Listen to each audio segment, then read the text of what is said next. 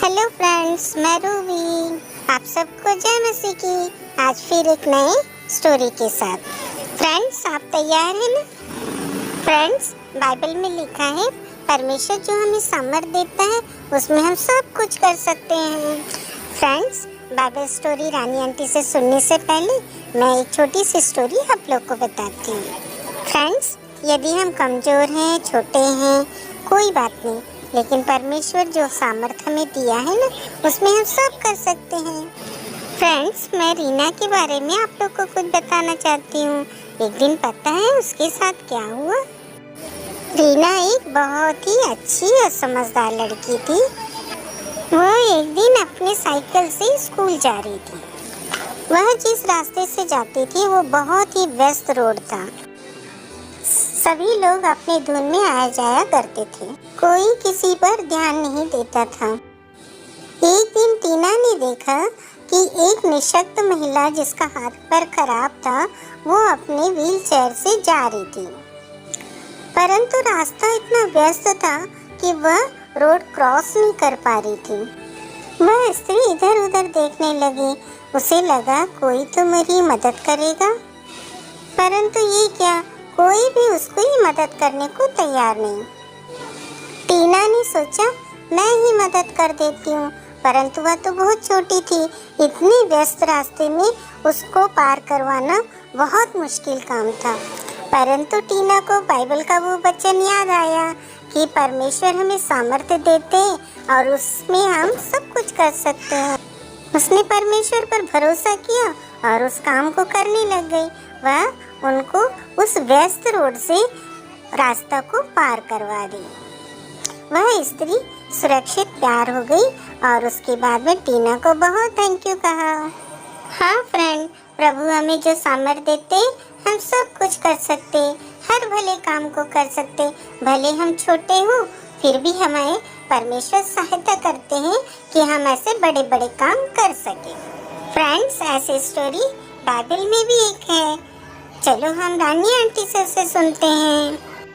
बच्चों, आप सबको रानी आंटी की ओर से जय मसीह की।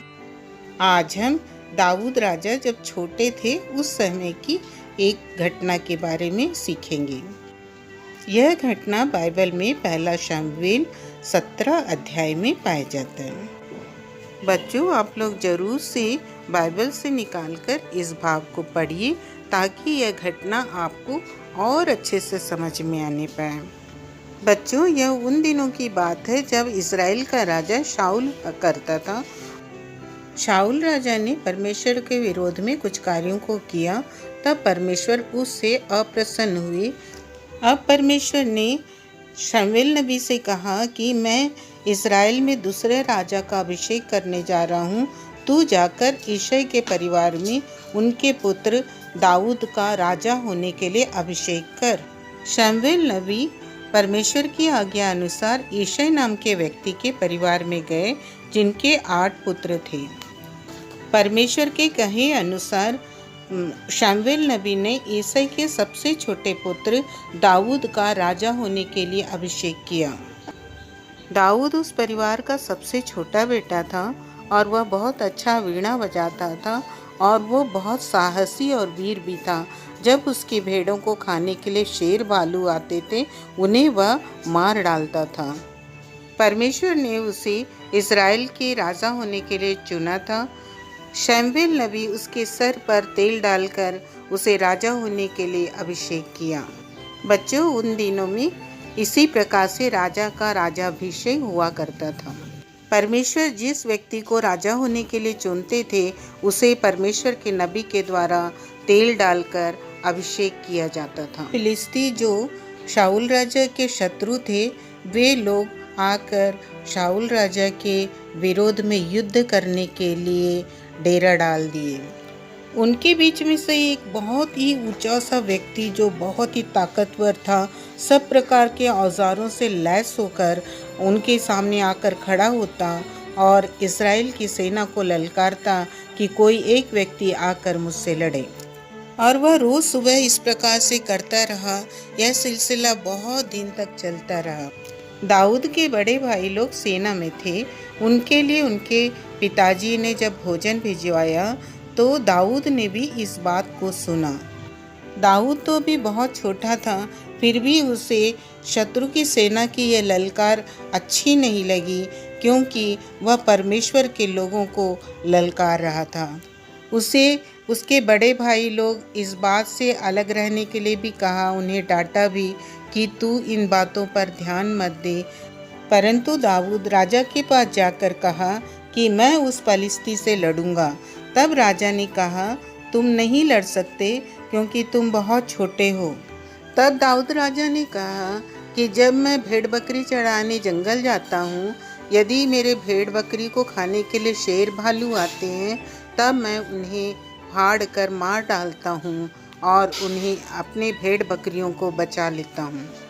दाऊद राजा से कहता है, यह पलिश्ती जीवित परमेश्वर को ललकारा है, मैं इससे लड़ूंगा। आपको पता है बच्चों, दाऊद अपने विश्वास को राजा के सामने किस प्रकार से प्रकट करता है? इसी अध्याय के 37 वचन में इस प्रकार से लिखा है, फिर दाऊद ने कहा, यहोवा जिसने मुझे सिंह और भालू दोनों के पंजे से बचाया है, वह मुझे उस पलिश्ती के हाथ से भी बचाएगा।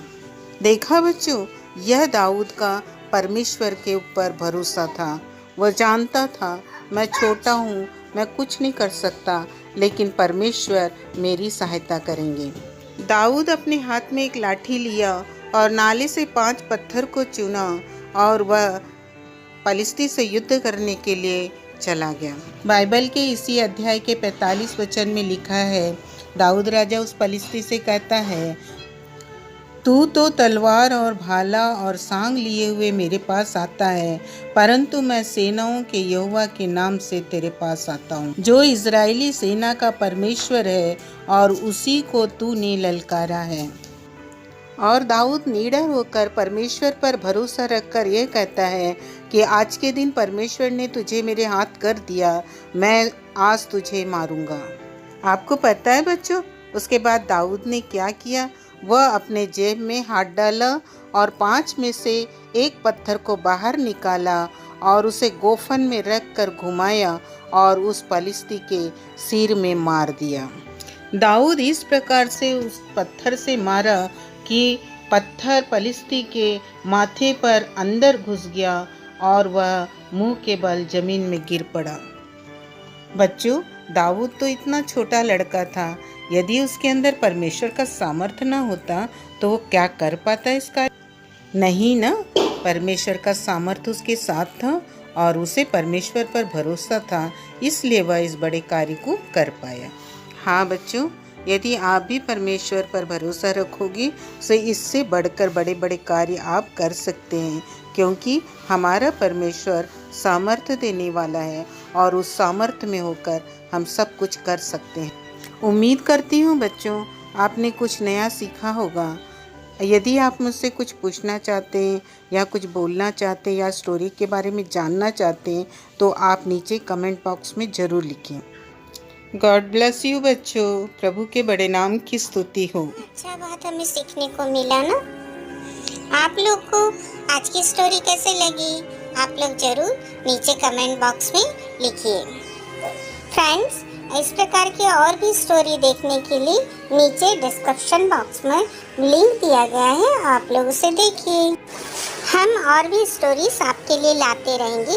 उसे देखने के लिए आप इस चैनल को सब्सक्राइब करके बेल आइकन को दबा दीजिए। Okay friends, bye.